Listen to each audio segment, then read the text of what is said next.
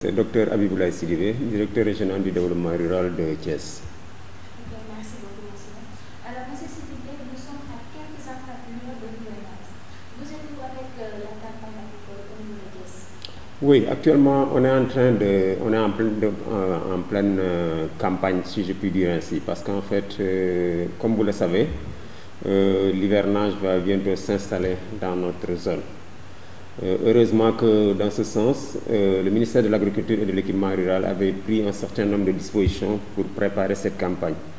Ces dispositions consistaient notamment, avec nos équipes qui sont dans les 3 départements de la région, de faire le tour des différents points où il y avait des semences qu'on devait analyser. Ces opérations se sont déroulées dans de très bonnes conditions et nous avons terminé les analyses durant le mois de mai. Après ces analyses donc, qui permettent de juger de la qualité des semences que nous avons distribuées aux producteurs, l'étape qui suivait, c'était de recevoir les notifications, c'est-à-dire les différents opérateurs semenciers qui sont choisis par l'État pour faire les opérations de mise en place dans les différentes communes de la région.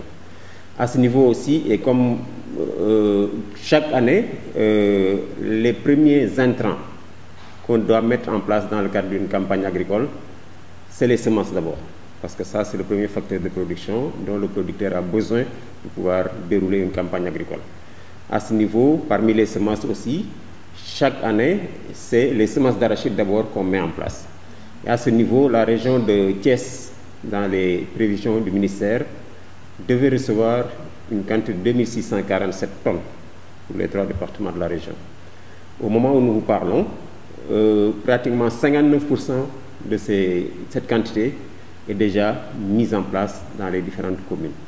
Maintenant, c'est vrai que pour le reste, on avait fixé un délai aux différents opérateurs pour faire ces mises en place.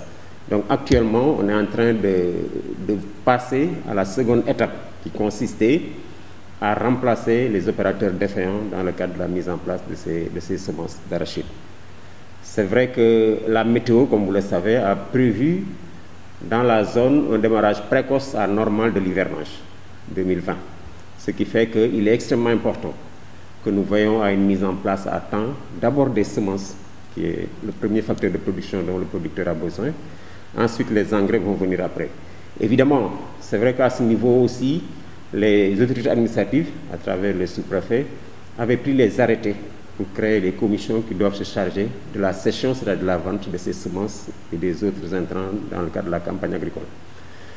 À ce niveau, je pense que, de manière globale, on peut dire que les opérations de mise en place donc, des semences se déroulent correctement dans la région à ce jour. Et aussi, nous sommes en train de voir comment est-ce qu'on peut faire un suivi de cette campagne agricole que nous préparons dans le cadre dans un cadre qui est un peu particulier avec la pandémie de Covid-19 qui sévit dans le monde. Alors, merci monsieur pour ces éclaircissements. Mais avec cette période de pandémie, est-ce qu'on peut espérer un campagne réussie? Oui, je pense qu'au début, quand la pandémie arrivait, c'est vrai que nous avions déjà terminé les opérations d'analyse des semences, qui était une opération qu'on devait dérouler. Maintenant, c'est vrai que la situation aussi devait être prise en compte par les autorités de l'État.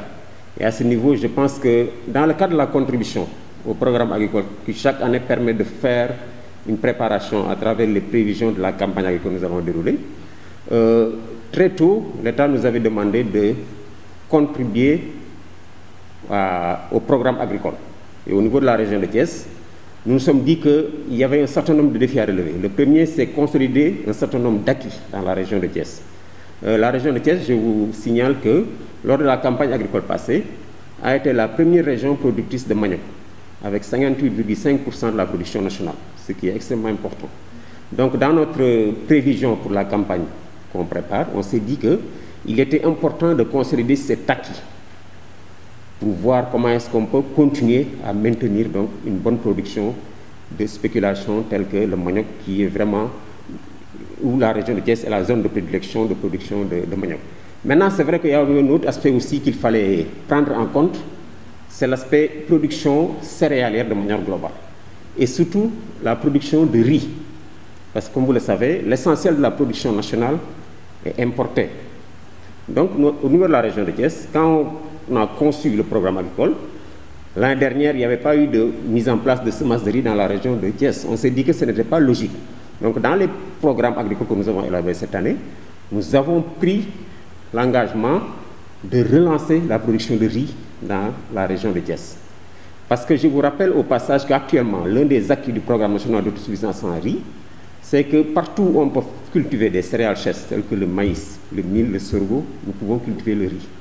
Donc la région de Thiès se devait de participer à ce programme national d'autosuffisance en riz. Et au moment où nous parlons, dans le programme que nous avons élaboré, il est prévu déjà, il y a la mise en place de 25 tonnes de semences de riz dans les 3 départements de la région. Et à ce niveau aussi, nous avons surtout mettre le focus dans le département de Mbour, où il y a une vallée dénommée la vallée de Fadial, où on peut vraiment booster la production de riz dans la région de Thiès. Donc c'est dire que cette pandémie a été prise en compte à travers le programme que nous avons élaboré sous la tutelle du ministère de l'Agriculture et de l'Équipement rural pour faire face à cette pandémie de Covid-19. Oui, les autres spéculations aussi sont prises en compte. Parce que je vous ai dit que dans le schéma traditionnel, la première spéculation semence à mettre en place, c'est l'arachide d'abord, traditionnellement. Maintenant, il est entendu qu'il y avait d'autres spéculations aussi qui devaient être prises en compte. C'est les espèces diverses, notamment le riz dont j'ai parlé tantôt, mais également le maïs, le sorgho et le niébé. Ça aussi, les spéculations qui sont prises en compte. Quand je prends l'exemple du sorgho, quelque chose comme 30 à 35 tonnes de semences de sorgho est prévu de mise en place dans les 3 départements de la région.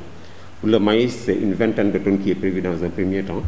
Pour le niébé également, quelque chose comme un peu moins de 875 tonnes de semences de niébé est prévu dans la mise en place du programme, ce qui permettra aussi de booster la production de ces spéculations qui vont jouer un rôle important dans l'équipe alimentaire et nutritionnelle des populations au niveau de la région. Mais également, c'est important de préciser aussi que toutes ces spéculations bénéficient d'une subvention de l'État qui tourne autour de 55 à 60%, ce qui permet d'alléger les charges des producteurs pour acquérir ces intrants. À côté de ces semences aussi, il y a les engrais. Mais comme vous le savez, dans une campagne agricole, c'est par séquence que nous fonctionnons. Il n'y a pas assez de magasins de stockage dans tout le Sénégal d'ailleurs. C'est pourquoi dans le schéma qui est prévu, d'abord on met en place les semences d'arachide, ensuite les semences d'espèces diverses, et pour terminer, les engrais vont venir. C'est pourquoi dans le schéma que nous déroulons chaque année, il est important qu'à chaque fois qu'on met en place un type d'intrant dans une zone, que les commissions qui sont dans la zone en question fassent tout pour faire la cession, c'est-à-dire la vente de ces intrants, pour que les magasins soient libérés pour les autres intrants qui vont venir, les espèces diverses et les engrais. Donc c'est dire que aussi le programme d'accompagnement de l'État à travers les subventions prévoit aussi bien les semences que les engrais dans le programme qui est initié dans la région. Toujours dans le semences, comment est-ce que vous comptez distribuer les semences pour que vous puissiez assurer que tous les agriculteurs vont recevoir? Oui.